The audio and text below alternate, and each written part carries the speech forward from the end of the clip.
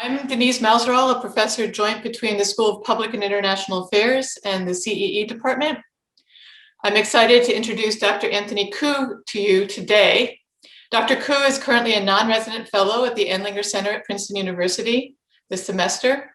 He's also the Chief Technology Officer for NICE America Research, Inc., which is a technology incubator that works on clean and low carbon energy technologies for the US and China. NICE is a research and development division of the China Energy Group, which is China's largest mining and power company with over 220 gigawatts of power generation capacity, 180 gigawatts from fossil, 40 gigawatts from wind, and 19 gigawatts from hydro. Thus, Dr. Koo's perspective on the China's carbon neutrality commitment is particularly valuable today, given his experience within a large energy company in China. Dr. Koo is an alum of Princeton, having received his PhD here in chemical engineering in 2004. Prior to Princeton, he received his bachelor's and master's degrees from MIT in chemical engineering. China, of course, is the world's largest emitter of carbon dioxide. It just released its 15th five-year plan on Friday, which reaffirms its commitment to carbon neutrality by 2060, but provides few details on how China will meet this target of net zero emissions. In its plan, it chose to keep its emissions intensity target, the amount of carbon dioxide per unit GDP, in line with previous trends, leaving open the question of what China will actually do to reduce emissions in order to reach peak emissions by 2030. Leaving open the question of how high that peak will be, and also what it will do to reach carbon neutrality by 2060. This makes the perspective that Anthony Koo can provide today on carbon neutrality in China in 2060, an energy company's perspective, particularly valuable.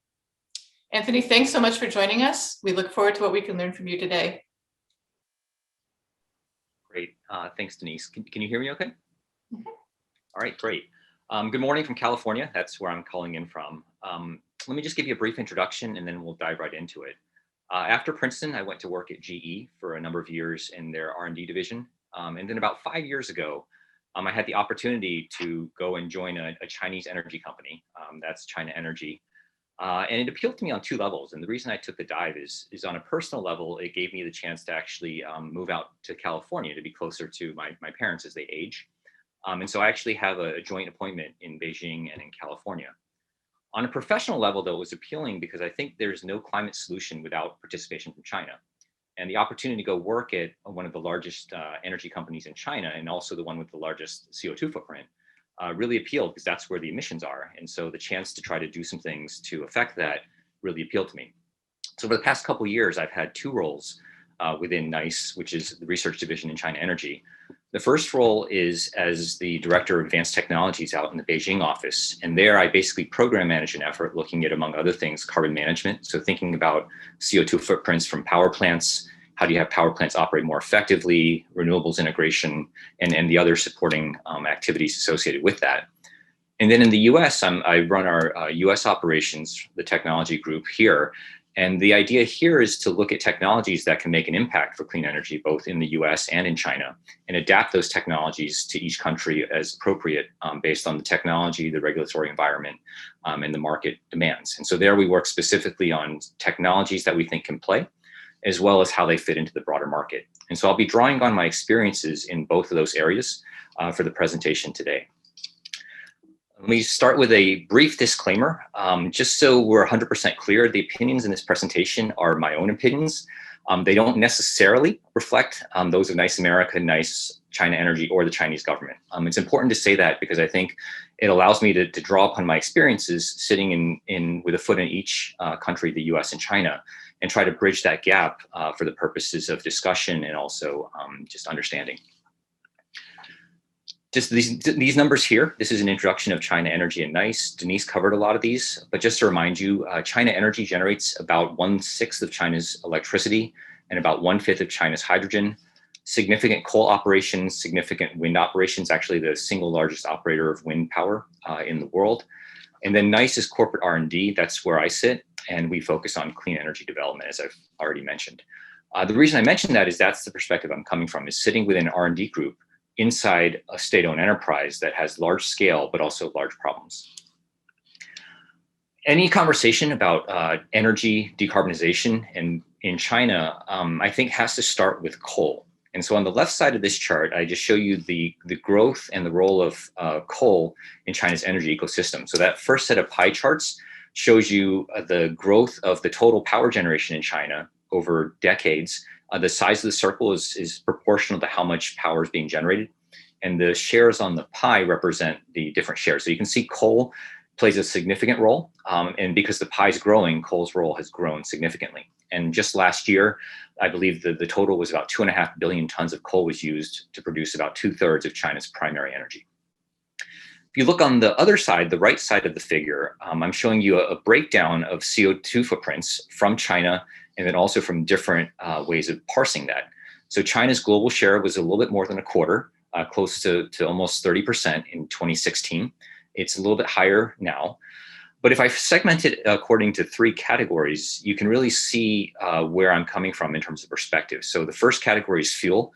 Coal is used to produce, coal accounts for about 60 or 80% of China's CO2 footprint. So that includes the combustion of coal in power generation, the use of coal in industry, and the use of coal in residential heating.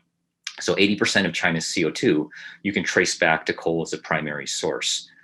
The middle bar chart tells you now by sector, and power generation accounts for about 50% of China's CO2 footprint.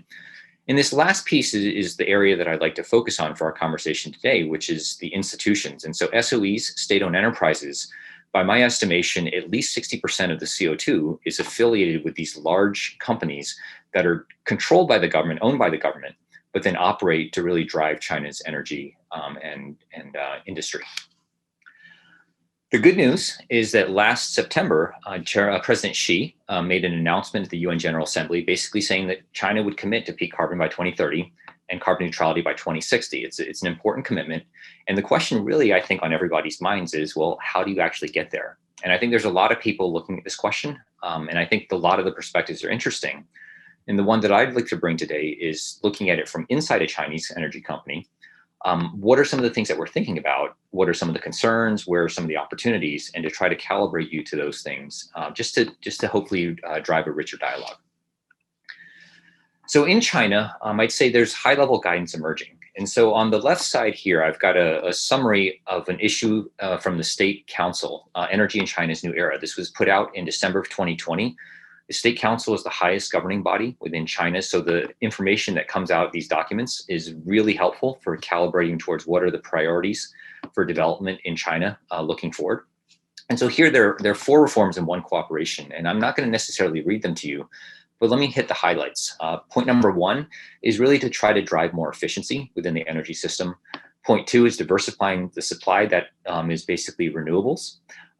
Number 3, upgrading the industry through technology that's improving, again, efficiency in individual power systems, but also the grid, smart energy, those types of things. And the 4th one is optimizing the markets for growth, because China is still looking to target economic growth. So things like electricity market reform, getting pricing so that you can begin to get more efficient operation of markets, and all those pieces working together to help China both grow in a sustainable way economically, but also to begin to get a handle on its CO2 footprint. Those are sort of the themes that I would say you can bank on China thinking about from an economic and energy point of view, at least over the next couple of years. And this last piece is cooperation for mutual energy security. This is talking about some of the policies looking internationally and how China can want to protect its own interests, but participate in international efforts. And so those bullet points at the bottom in italics are the themes. So non-fossil energy is wind, solar, and so forth. Clean fossil is really clean coal, looking at ways to continue to use coal because it's such a large part of the existing economy, but to try to clean up the pollution aspects related to it in terms of air quality, water, and also solids. Energy storage is in the same nuance that's used in the US and other parts of the world. That's to support renewables integration. Rural development's a big thing in China. Certainly the coast has a lot of economic development, but also making sure people don't get left behind is important. And then market reform and governance, primarily looking at electricity markets to try to look at ways to price electricity more dynamically and more efficiently. And then governance, how do you actually begin to put in place the right rules and to make sure those are observed. On the other side of the page are now ways of taking this high-level strategic perspective that's offered by the State Council and starting to reduce that to practice. And so China, as you may know, has generally high-level plans that then flow down to the level of provinces and companies that then begin to try to operate within markets, but consistent with the long-term objectives. So the National People's Congress is going on right now. It's a very significant, probably the most significant event in China's political calendar, where the people gather, or representatives gather and approve and put out things like the 5-year plan to help provide guidance and other instructions. The bottom part, you may or may not have seen, these are actual announcements that just have come out in the past, I'd say 5 to 6 weeks, from very large companies in China, anticipating some of the themes that are coming out in the 5-year plans. So State Grid has announced that it wants to do a $350 billion investment in transmission upgrades across the country over the next 5 years. Sinopec, one of the large national oil companies, has announced that it wants to build 1,000 hydrogen refueling stations by 2025, up from about 30, which it operates, or 29, which it operates right now. And then China Energy, the company with which NICE is affiliated, has just put out a bond offering in the Shanghai markets for 5 billion RMB, so about 770 million US dollars equivalent, to support the funding of green infrastructure. So things like wind and solar and other supporting things. So you see on this page, I think, high-level guidance talking about where's the energy sector heading. You see themes of decarbonization woven into that, but also playing off of things like economic growth and other factors. And along the way, you also see drilling down into the industrial side, large state actors starting to begin to operate and move in that general direction, making independent decisions, but aligned with these high-level pictures. So what I'd like to do is dig a little bit deeper into these state-owned enterprises. So the largest companies in the energy sector in China are state-owned enterprises. And here I've got a list just to calibrate you for those of you that aren't really familiar with sort of the way businesses are structured in China. So these are organized according to 4 categories within energy. So the first one, transmission, there's State Grid. Runs and it delivers about, I'd say, 90% of China's electricity. You can see it sits on a tremendous amount of assets, mostly in transmission and distribution, and it sits number 3 on the Global Fortune 500 list. Underneath that, there are 3 major oil companies in China. The big 3, at least, are Sinopec, PetroChina, and CNOOC. Again, these are very, very large companies that own tremendous assets and are responsible for oil and gas and other affiliated production in China. Where I'd like to call your attention is to the right side of the page. This is power generation. So these are the power companies that produce the electricity that then State Grid delivers. And there are 5 big ones. China Energy sits at the top, with 251 billion in assets, and this is the 230 gigawatts that you saw alluded to earlier. And the other companies are listed there.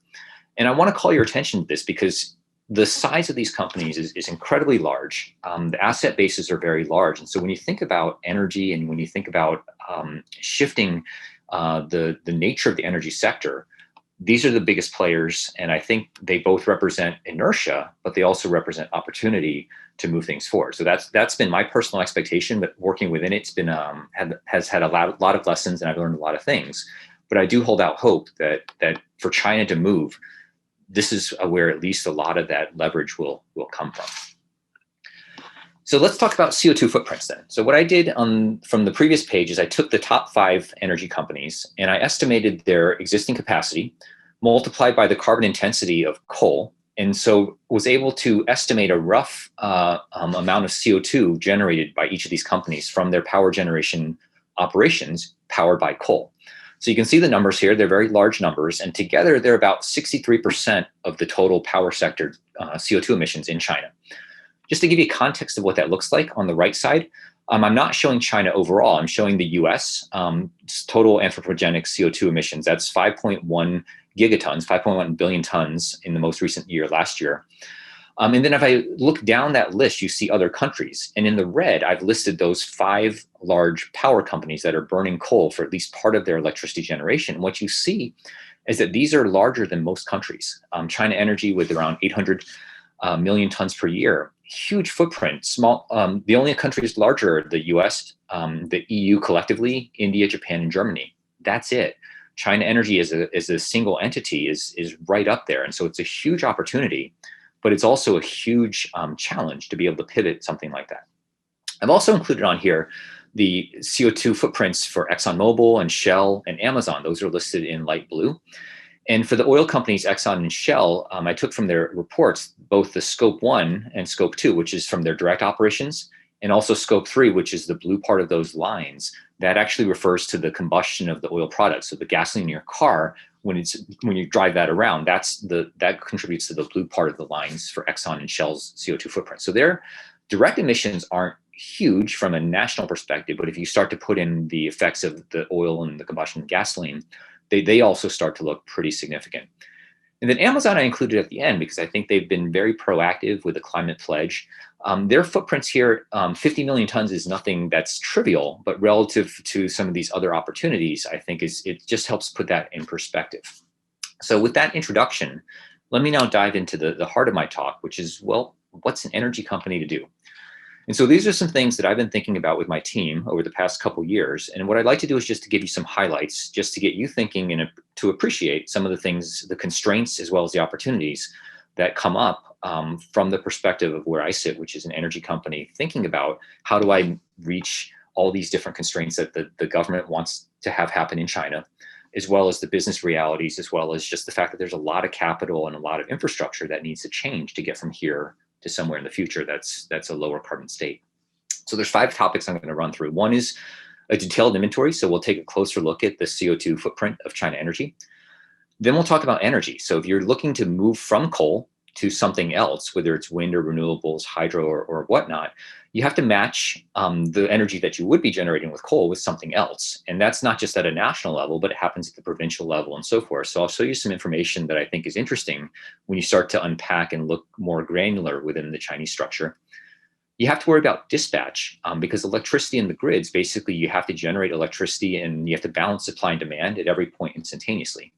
This is the challenge that people see with renewables, that the sun's not always shining. And so if the sun's not shining in the middle of the night, you need to make sure there's electricity to meet that demand. That dispatch and that timing piece is actually really important. And in the West, we have markets that are liberalized where you're able to price and dynamically adjust for supply and demand. In China, the markets are regulated, so it presents this extra level of challenge that I'll talk a little bit more about for point number 3. Number 4, economics matters everywhere in the world. So you always want to do things with the lowest cost and optimize, and also worry about things like jobs and other things of that nature. And then the last piece I thought I'd conclude with just some things, observations with how do you move forward? So China has tremendous scale. Its governance is different than the US. I won't say if I think it's better or worse. I think it's just different. And so there are some things that allow you to move faster and other things that may cause you to move slower. And so I want to end with a comment on just execution and what that might look like if China were to start to move very aggressively from coal, when that might occur and what might happen, what's been done in the past that might give us some insights for the future. So that's what I'm going to go through very quickly over the next probably 25 minutes. And then after that, we can certainly dig into those during the question and answer session if people want to talk more about any of these topics. So this is my estimate, personal estimate based on public information for what China Energy's footprint for CO2 is. So the big one, the blue bar, is power generation. That's the 788 or 800 rough number from just using coal for power generation. It does not include the CO2 emissions from hydro, wind, and solar. So there I'm not looking at the embedded costs of wind and solar power from the manufacturing of wind turbines or solar power. This is just annual emissions from operations. And that's why it's dominated by the coal contribution, because you're burning coal to generate electricity.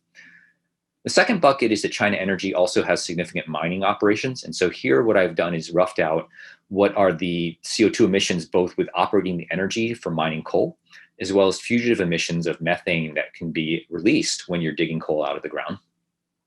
China Energy also operates a significant footprint in coal to chemicals. And so the coal to chemicals industry was developed in China several decades ago in response to energy security. So China does not have a lot of oil and gas. And so it invested in technology to try to say, can we take coal, gasify it, and turned it into a variety of products, including diesel and different chemicals that would ordinarily be derived from petrochemicals in the rest of the world. So there's a coal to chemicals facility. China Energy operates probably a significant share of the world's fraction of gasification. I don't remember the exact numbers off the top of my head, but there it produces hydrogen, liquids, and then also a variety of products. And there's a CO2 footprint associated with using that coal as a feedstock. And then there's a small slice associated with moving the coal from the mines to its different facilities. And that's something that actually is so small that it doesn't show up relative to these other contributions. Digging one level deeper, just to show you how the numbers were computed here. And again, this is my estimate based on public data. You can actually cross-check that internally against these. So I think the orders of magnitude are correct. So it's indicative, not in exact numbers. And I do want to stress that. Under power generation, essentially, I took the power generation capacity and multiplied that by the carbon intensity. So if you have a certain number of gigawatts, you know how many hours they're operating in a year, and that's public information. So you can say that's how many units of electricity I'm generating. And then you multiply that, that's the second row, by the carbon intensity. So for each unit of electricity I generate when I burn coal, how much CO2 is produced. And when you multiply those numbers together, you get a center point about 788, which is the number you saw earlier.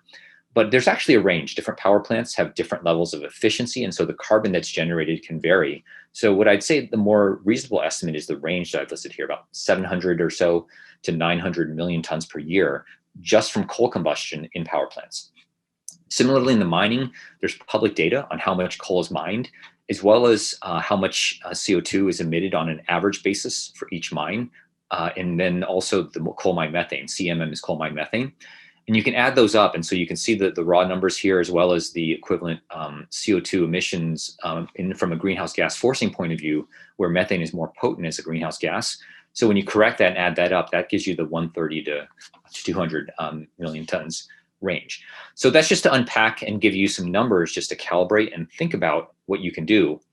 From within the company, our internal calculations, we go much more granular to understand really where are the hotspots, what's the Pareto of opportunities if you really wanted to start to act. And so here I just wanted to give you a sense of that. And I think that's pretty common, that industrial companies around the world will say, if I want to make a commitment to reducing CO2, I got to start by knowing where my CO2 is coming from, and then I can begin to take specific concrete actions. So that's what I've shown you here.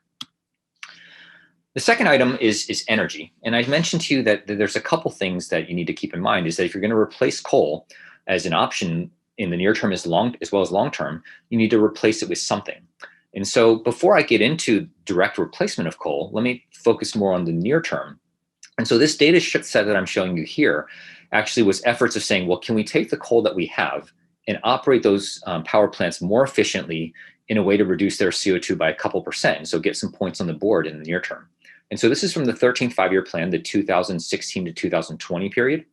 And the data set, what you're seeing here, is around the x-axis are the individual provinces within China, and the vertical axis is the CO2 intensity. And so there are four things that were being done over the past 5 years to try to improve the efficiency of coal plants as they exist now. The idea being that if you improve the efficiency, you're burning less coal per unit of electricity, and so you can begin to reduce the CO2 footprint in that way. It's not huge, but it does matter when you multiply it over the scale of which China operates. And it is something that also pays back in that more efficiency is also economically beneficial. So these are the low-hanging fruit, so to speak, that have been claimed over the past couple of years.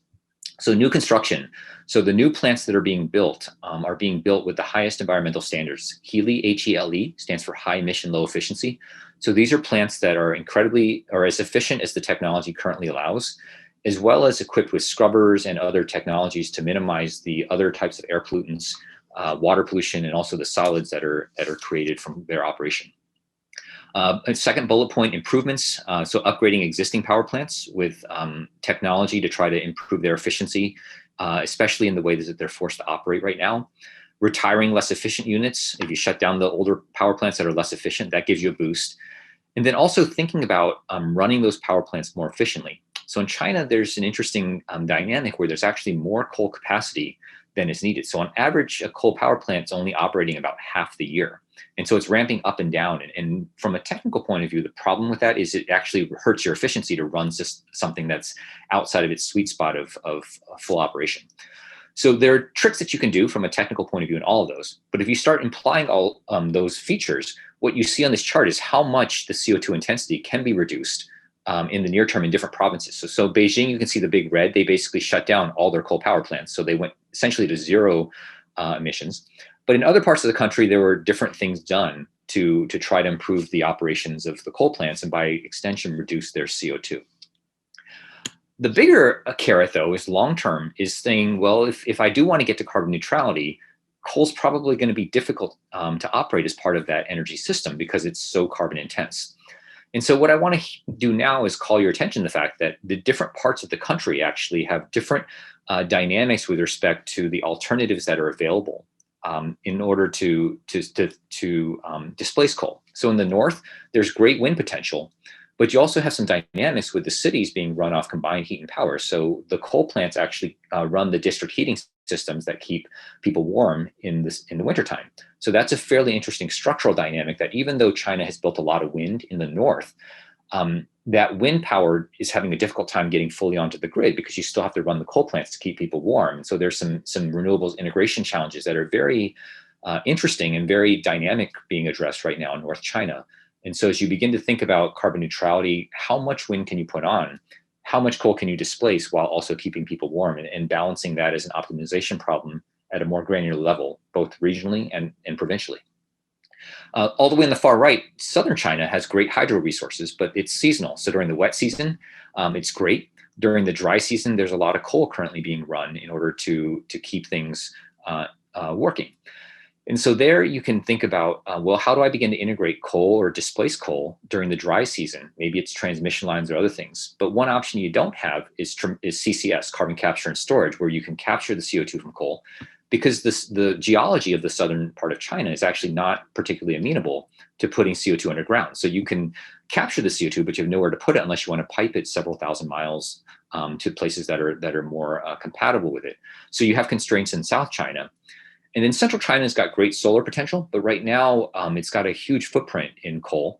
And as a result, shifting that and balancing it and dealing with the economic constraints is different than either the north or the south. And so this is a very, very high level explanation, just like for those of you that may be thinking about the US more, different parts of the US have different levels of resource quality for alternatives to fossil fuel. And so you need to be really mapping out those types of things. And so, for example, the Net Zero America study that came out of Princeton recently does a great job of that. And I think this same type of dynamic needs to be thought through in China. And so the graphs here really do show you now the different parts of China and then what's possible in terms of different provinces and different modes of power. So a long description for you to appreciate that data is currently now being put together. And this is from Jujun Li and my team in Beijing. The third item is dispatch. You need to make sure electricity is delivered when you need it because you need to balance the grid with supply and demand. And so I alluded to you before that renewables integration, wind integration in the north, it's actually quite a challenge. And it's actually more challenging in China than it is, say, in the US, because in the US you have liberalized electricity markets. So there can be pricing power to signal to wind generators and fossil generators how to orderly clear, how to basically dispatch and generate electricity in a manner that can be somewhat efficient. China doesn't have that mechanism. It has mainly a regulated electricity market, and it's now experimenting with different types of spot markets and other things that can move in that direction so that wind and coal power plants now know how to generate and when to generate for economic dispatch. But it's an ongoing challenge in that you've got both the players and also the rules changing at the same time. And so it's a very dynamic area of research. A lot of people are thinking about this. I'm showing you some work on the bottom left from Michael Davidson, who has been doing some great work, and he and his team have been looking at how do you begin to evolve markets in a way that can facilitate renewables integration. And so there's some other information here if you want to go into that. We can certainly do that during the question and answer session. But I just wanted to call your attention to the fact that if you have a regulated market and there aren't natural mechanisms for generators to know when to do things, it's very challenging to do dispatch. There are some green shoots, as I mentioned, just two things just to call your attention to. So the left one is an electricity spot market, or actually day ahead market pilot. So this is Shandong province, one of the larger provinces in China.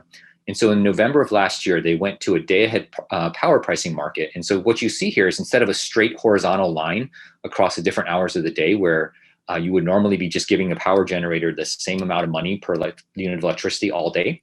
You actually do see some peaks and valleys. So in the later time of the day, the 5 o'clock to 6 p.m., perhaps you can imagine people getting home from work and starting to cook dinner and doing things. You can see a peak in the pricing because the demand is going up. And so those types of things are starting to emerge.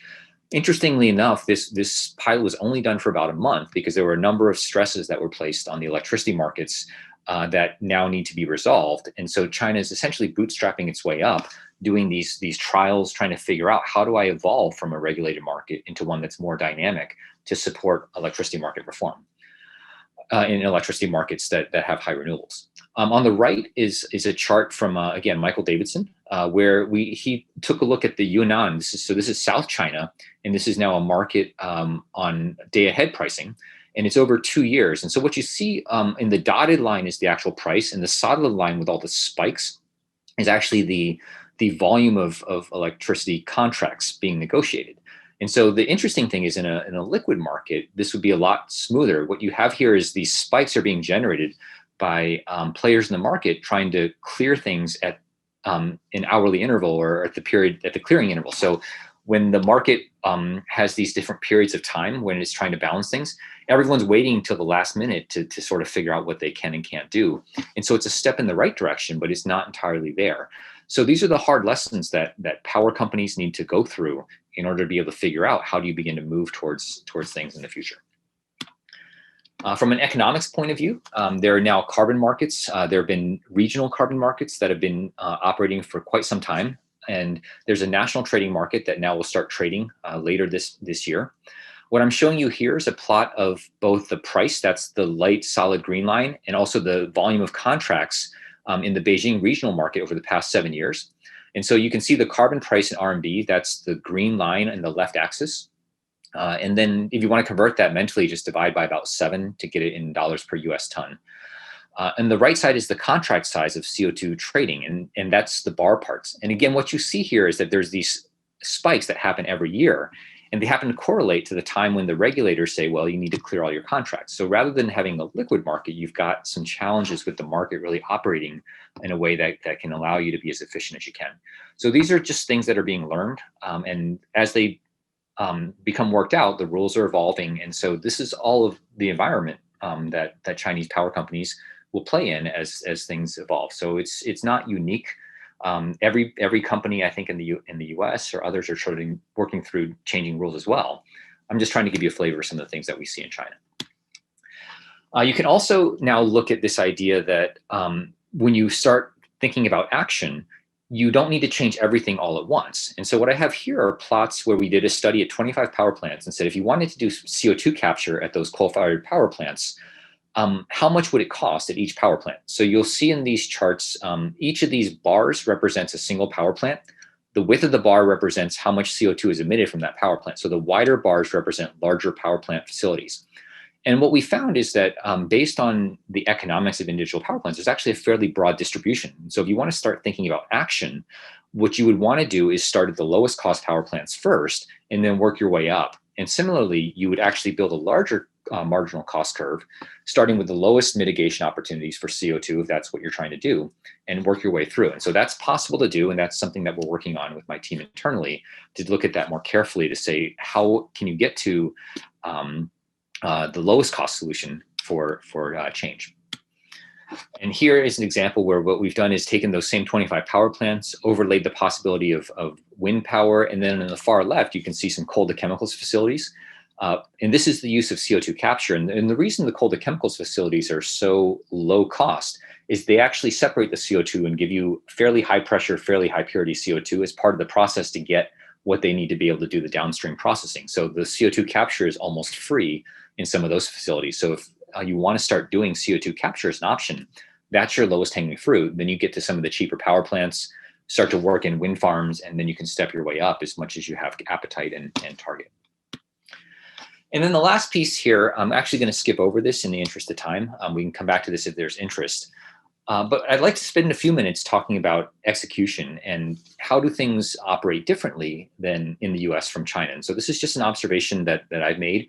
This is informed by a study from Yuan Xu, who I believe was at Princeton about a decade ago, who studied very carefully some of the air pollution mitigation processes. And so I'm drawing very heavily on his work here. But you may recall back probably even a couple years ago, air quality over the large urban centers in China was very poor. This haze was something that was a way of life, and people were wearing masks, N95 masks, actually to try to protect their lungs from this haze. And so this was an issue that was recognized, and it was dealt with in a fairly rapid manner. I'd say about a decade was all it took to retrofit virtually all the coal plants in China with scrubbing equipment to try to mitigate this issue. So let me give you some background, and then we'll talk briefly about how that actually happened and what are some of the dynamics that might be applied from this historical lesson to CO2 reductions in the future. So in the upper right-hand picture here, what I'm showing you is how the urban haze forms. And so it's important to recognize it's not just the stuff that comes out of a power plant or out of the back end of a car that directly gives you the urban haze. Those are primary emissions in the form of SOx and NOx and other things. Those enter the atmosphere, and then you have secondary reactions with mixing from the wind, but also photochemistry that then goes and generates particles that then are the primary issues that cause you health problems. So the specific thing I'd like to call your attention to is what happened with coal power. And so here the specific mitigation is to install scrubbers at the back end of a power plant to reduce the SOx and the NOx that come out of the power plant. And so there were a couple mechanisms that were applied to try to clean up this. There was a state council action plan. So remember before I told you the state council had issued a plan for energy. Well, in 2013, they issued an action plan for urban air quality. And so they provided some targets. PM is particulate matter. 2.5 represents the size in microns. So those are the small particles formed by secondary emissions. So they wanted to reduce that.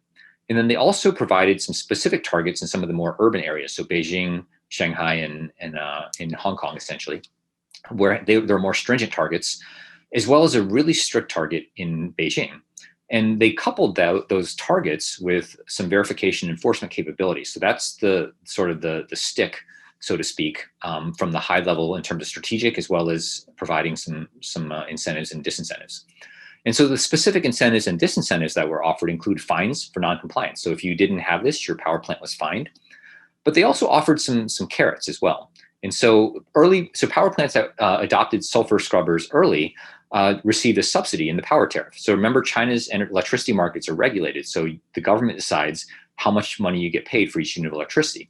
Well, if you happen to have a scrubber, early adopters were given an extra 10 RMB per megawatt hour. So on the order of about a couple percent more of revenue coming in the door for their electricity. In addition, the markets are regulated, and what that means is the market regulators decide how many hours a year your power plant operates. And so that's also assigned. And so if you get assigned, let's say, half the year's worth of operation, and you install a scrubber, you can get some more hours of operation, which means you have more revenue for your plant. And so those are the two economic incentives that came from governments and state-owned enterprises. In addition, investment within state-owned enterprises, this calculation of hurdle rates for deciding to pay for the capital costs of a scrubber, those were incentivized. So you have lower hurdle rates now applied to the installation of particular things. So the capital investments became easier to do. So you've now addressed both the capital and the operating cost issues. And this last piece, which I think is really interesting and really important, is that people are people everywhere in the world. And so you generally have ambitious people running power plants and people looking for promotion opportunities. And so those were also linked in, that this idea that management, their ratings, so to speak, and their promotion opportunities were impacted by their ability to meet or not meet some of these requirements and targets also turned out to be pretty important. And so the effect is the air quality did improve. I think there's still days where the air quality is not so good, especially in the winter. But in general, personally, during my time traveling to China, it was particularly difficult, I think, when I started 5 years ago. Last time I was in China was in January of 2020, before the pandemic really hit. And the air quality was noticeably better, just from my personal anecdotal experience. And then if you look at the data, These are emissions factors from power plants before and after installation of scrubbers. So that's now the data that supports that anecdotal evidence. But that's not the full story. And so let's dig a little bit deeper. And so this is data from Yuan Xu that I mentioned earlier. This is from his book that was recently published. And so what he found is, and what he did is he compared a couple things, is that he looked at, in this left chart, the cumulative installation of scrubbers across power plants in the US and China, and that's the y-axis. And then the x-axis is how much those scrubbers did in terms of improving the emissions from the power plants. So starting with the US here, over the course of about 30 years, the US, right out of the gate, every power plant where the scrubbers were installed did a pretty good job of reducing the sulfur emissions. And you kind of see that progression. So very interesting. The thing in China was that the first couple power plants where scrubbers were installed actually weren't particularly effective at removing sulfur dioxide. But as the deployment rate increased, the effectiveness of the performance actually increased as well. And this was, again, over a very, very short period of time. And so one of the hypotheses that Yuan put out is that, well, maybe those scrubbers were installed, but maybe there was a learning curve associated with it, or worse, maybe people just didn't turn them on. And so what he had here is a data set from a power plant where you're looking at the y-axis is time, and the x-axis is time, and the y-axis is the actual effectiveness of the scrubber technology. And so the self-reported rate was great. You know, our scrubbers are on and we're reporting 100% removal or near 100% removal of the sulfur dioxide. But later verification actually showed that the scrubbers weren't operating anywhere near as effectively as what they were claimed. And he identified with some additional data 3 drivers for improvement. Around this time, this is in July of 2007, there were a couple things that happened. One is that the penalty for having a scrubber system or having sulfur dioxide emissions actually increased 5-fold. So the stick got much bigger. A second stick is that the managers were held more accountable, so that if you were claiming things that were higher than the actual reality, there was a penalty, and that was a personal hit to your career prospects. And then the third piece is that was enabled by a monitoring system that was put in place where power plants now report to a central authority their performance, and then you can do data analysis to figure out who's as effective as they can be. And so this combination of build it first and then start to see things happen is potentially an interesting example where China was able to do things quickly, but it took a little bit of time to really start to see things. It begs the question, could something like this work in China? And so that's something that I've been thinking about with my team. And we can also dig into that a little bit more during the question and answer session if people are interested in that.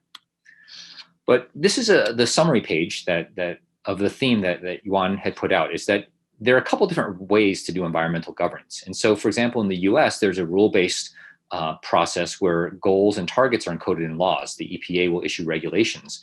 And if you fail to conform, then you experience legal consequences. The second picture, which is, I think, sometimes associated with central planning, is this top-down. The guys at the top basically say, this is what we're going to do, and everyone follows with 100% compliance. And what Yuan recognized is that in China, it's actually neither of these two. There's actually a third approach, which he called goal-oriented environmental governance. And so this is a hybrid of the two, where there's a high-level goals set by top leadership. So that comes from approach number 2. So the central government, the state council, top leadership sets the national goals, which then flow down to local governments, state-owned enterprises, and private industry. But there's a lot of room for innovation and decentralized goal attainment and decentralized policymaking. So the way that that's done is that these goals are what people seek to do. And so the rules can be varied and can evolve relatively quickly, much quicker than I think in a context like the US, to try to promote this experimentation. And then the ideas that work best rise to the top and get scaled. And so there's tools and tricks with respect to funding, incentives in the marketplace, promotional opportunities for people. But it really does allow this dynamic interplay that I think is underappreciated. Certainly, I didn't appreciate it as much before I went to work with China, but I do certainly see evidence of that at play in my own daily experience, where the top level goals are then pursued by people in a very creative and dynamic fashion, sometimes with success and sometimes with failure. But ultimately to try to drive towards these high-level strategic objectives. So let me pause and end here with a couple points, and I'll open up some time for questions, because I think the discussion is something that I hope will be useful to people. First is that decarbonization is consistent with the long-term path towards sustainable economic growth. So as Denise mentioned, the latest 5-year plan doesn't have as many specific targets for decarbonization as I think some people had hoped, but it does reaffirm that China is seeking to do 2030 peak carbon and 2060 carbon neutrality. And so that high-level goal is good. And at the same time, I think as a sort of, observer of China being over the past couple of years, understanding that decarbonization being consistent with economic growth is good, but those two things are going to be pursued in concert within China. Second bullet point, I hope I've convinced you that state-owned enterprises are big actors, they're important actors, and they have the ability to do things at scale, but they also face a lot of constraints, of which I've started to give you a flavor, and we can unpack those as time goes on that we have.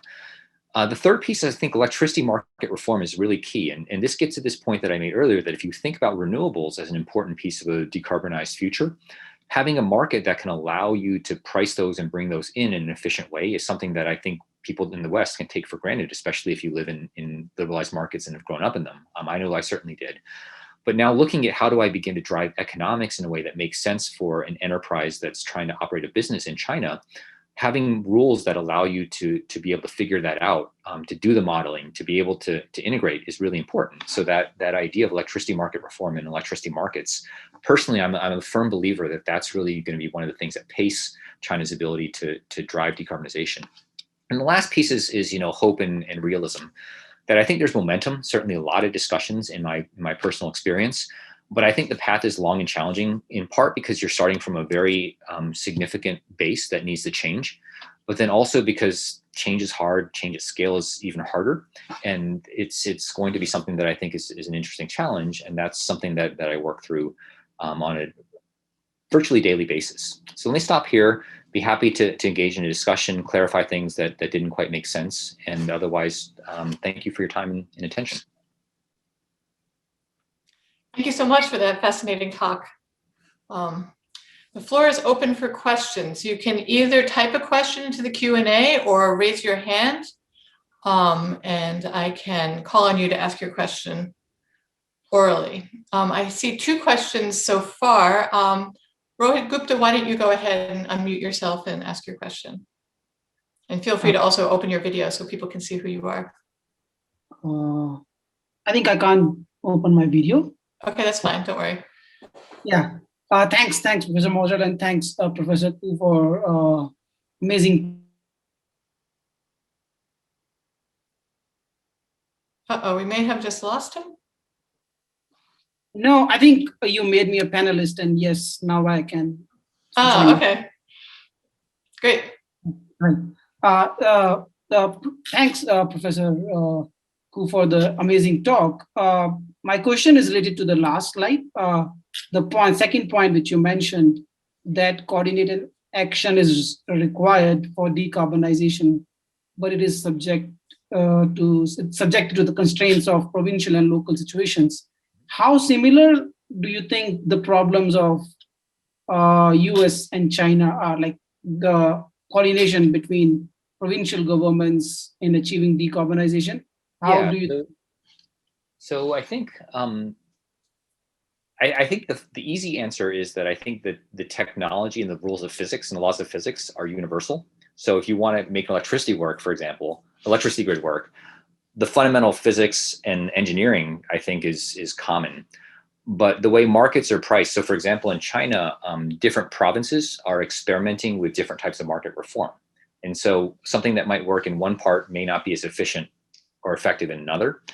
There may be, for example, players and different individuals in leadership. So governors of different provinces may have different appetites for risk. So in that respect, I think you probably see that in the US, is that different states have different postures based on the politics of the individual state. So I think it's again, the answer is that it varies. And so you do see some similarities, but there's also some differences.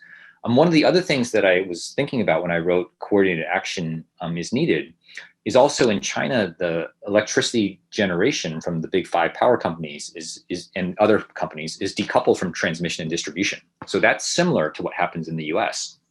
And so in that respect, it's something that I think there will be similar issues that people can look at.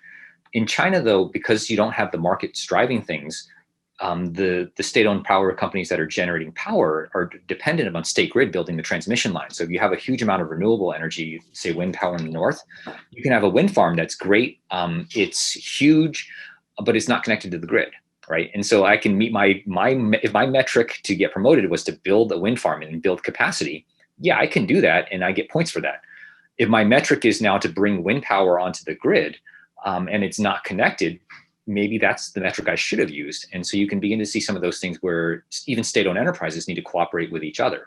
So for me, I look at it, I mentioned earlier that State Grid announced they were going to build a huge number of transmission lines. So I believe on the order of 60 gigawatts of ultra high voltage transmission and something on the order of 300 gigawatts of regional transmission over the next 5 years to help promote renewable integration and grid stability. So that's a great move by State Grid. China Energy couldn't force State Grid to do that. So that type of coordinated action is something that I think is different than what you would see in the US. Although, maybe people would argue that utilities and power generation companies also have their own dance that they play in the US. So let me stop here before I get myself in more trouble. And if you want to follow up, we can do that. But let me pause here.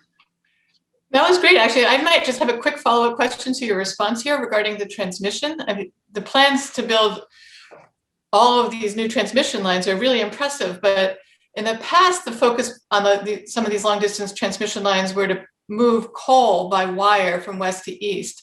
Is there now a new focus to actually use these new lines for integration of renewables, or is that only part of the motivation? So I don't think it's a full pivot. So please don't hear me and say now State Grid is going only renewables. I think State Grid's interest is reliable electricity first, and along the way, trying to deliver more cost-effective electricity. And there, the marginal cost of renewables really starts to play into that.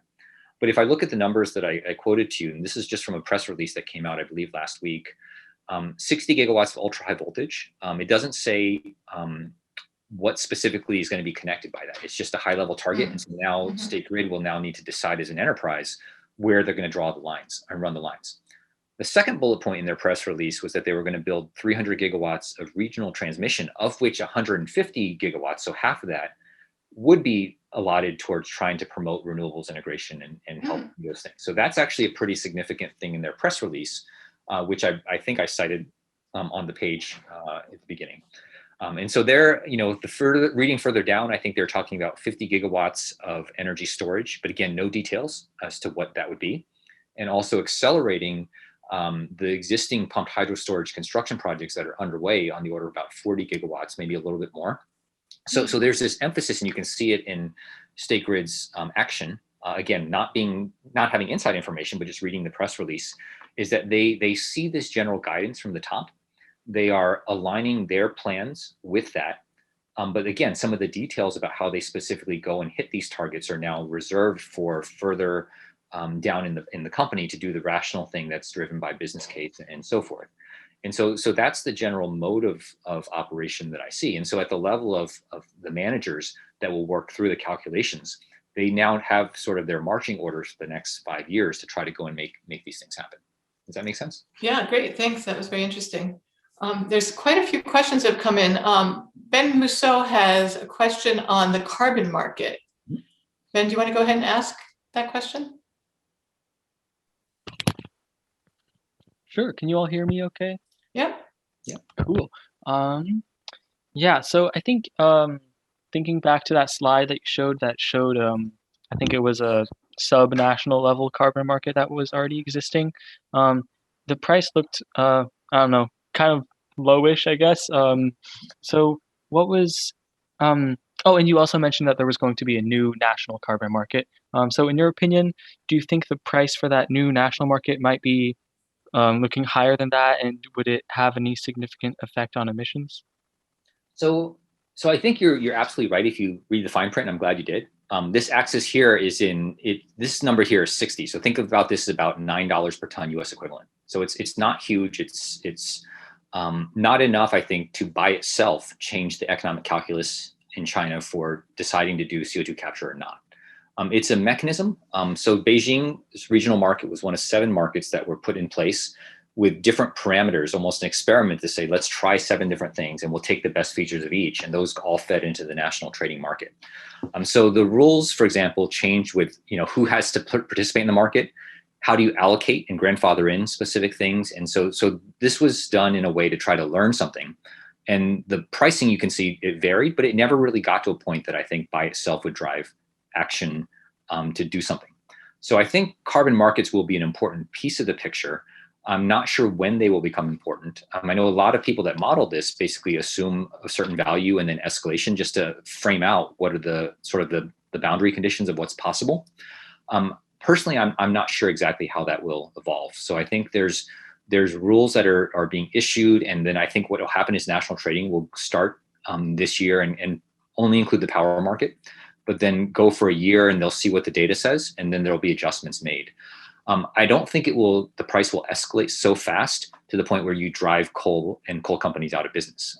That level of hit to the economy plus the political implications of just very, very rapid shifts doesn't seem like it's something that would gain a tremendous amount of traction, just given some of the tendency of China to want to have stable growth and political stability. But again, that's my personal opinion on that. Great, thanks for that insightful analysis. We have an anonymous attendee who asked a question: where does nuclear fit into this picture? The plans and approaches you described for each geography didn't touch on nuclear. Yeah, so I don't have it in this presentation deck, but just to give you some numbers, just to calibrate you in terms of gigawatts of capacity across China, there are about 1,000 gigawatts, so a terawatt of coal power in terms of capacity. Wind, I believe, is approaching 200 or so, and I think that'll increase very significantly over the next 5 years. So that could double or potentially even double, I think. Hydro's pretty much in the 250, 300 range. Nuclear, at the end of the previous 5-year plan, the target was 58 gigawatts. So I think nuclear has a role to play, although I don't know the level of scale in which that will participate. China Energy is not involved in nuclear, so I don't have any direct information, but I think nuclear will play a role, but I just don't have any more guidance on that, and I don't want to venture an opinion without further expertise. So let me just ask a few more questions just in the interest of time from the questions that have come in. Actually, this is also from Ben Musso asking about what do the CO2 capture rates for coal-fired plants in China look like? And how are planners considering the possibility of locking in emissions from new coal-fired power plants for potentially unacceptably long amount of time? So basically, how is CCS going to play with coal power from older existing coal power plants versus new ones that may be equipped to be separating a pure CO2 stream and making CCS easier? Right. So the brief answer to the first part of that question is right now there are pilots for CCS in China, but there's no operating power plants that are actively capturing CO2 aggressively. In China, we've done a lot of analysis about the role of CCS, and so let me hit a couple bullet points. I think when I think about CCS, the part that I start with is where are you going to put the CO2 you're going to capture it. And so what that will do is limit the geographies where you can deploy CCS. And so just rough rule of thumb, I think the northern parts of the country have much better geology than the southern parts of the country to be able to do that. So that immediately reduces the odds of doing CCS in the southern part of the country. Beyond that, you start to then think about what's the capture rate. And so we've done modeling of a variety of different rates. There's actually a couple papers, the one that I've shown you on this page here at the bottom, we actually talk about flexible capture and say, do you capture 90% at a couple power plants or capture 50% of all the power plants? How does that economic trade-off look as a stepping stone there? So I think there's a lot there to cover, which I don't know if you want to set up a follow-up time. I don't want to go through too much because it's really quite a bit of information there. The last thing I'd say is that if I think about CCS in general, it's important to also look at the possibility of coal power plants providing flexible, dispatchable power to support renewables integration. So yes, the coal power plant by itself does emit a lot of CO2, but if it enables me to go from, let's say, 20% renewables penetration to 40% renewables penetration, maybe I'll accept that as a stepping stone towards an ultimate transition. And so the last thing I'd say is then this question of locked-in emissions. If you do an inventory of coal power plants across China, about half of them are less than 15 years old. So lock-in is a huge issue. And so that's something that also needs to be dealt with. Stranded capital, I think, will be a concern. And then the question is, how do you begin to minimize the pain of that to allow individual actors to make those types of choices? So that type of calculus, I think, is being done in every part of the world. each country has its own specific constraints. And so my team and I have been looking and thinking about, how do you begin to model that? How do you change the boundary conditions? How do you change the formulation of those types of problems in a way that reflects the reality in China, so we can figure out what that looks like? But I think the general approaches that are being pursued around the world are applicable. You just have to set the problem up correctly for each individual country.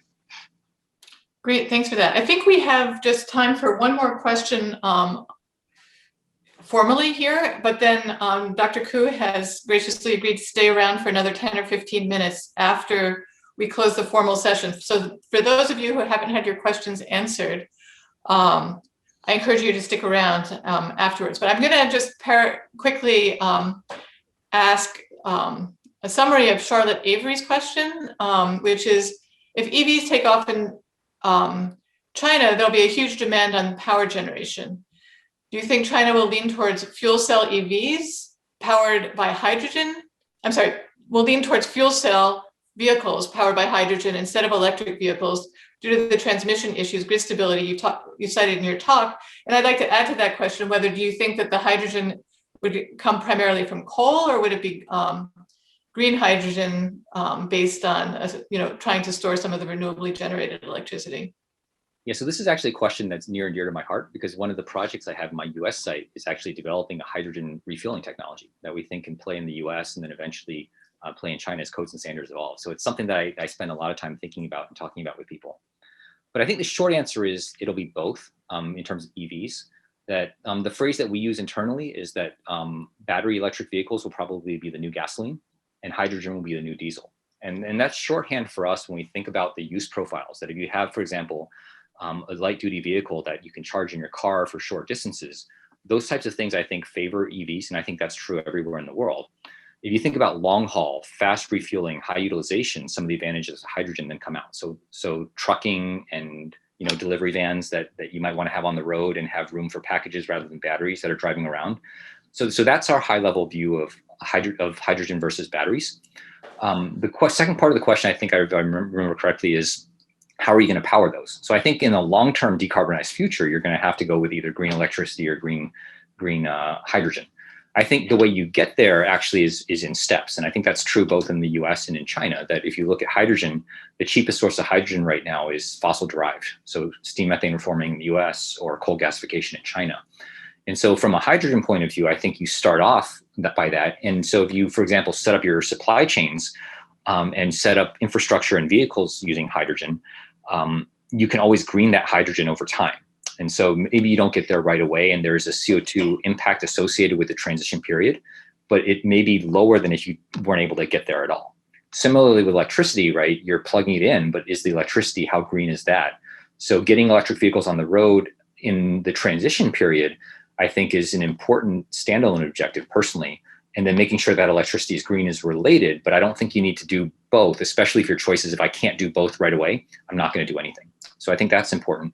And just as a side note, right, China is a huge market for electric vehicles and hydrogen vehicles. The city of Shenzhen in the south in 2018 switched over 16,000 buses, entire fleet, all battery electric, right? But if you look at where does that electricity come from? Well, in the south, it comes from hydro in the wet season and coal from during the dry season.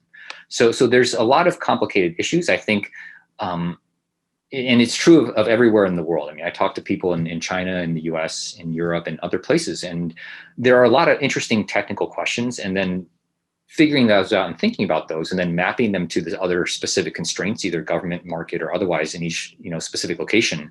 To me, I think that's something that I've really become convinced about is each place has its own unique constraints, but you can also learn something from one place that can help you make progress in the other. So that's been something that I've learned over the past couple of years. I hope I've maybe challenged you to also think about it in that way as well.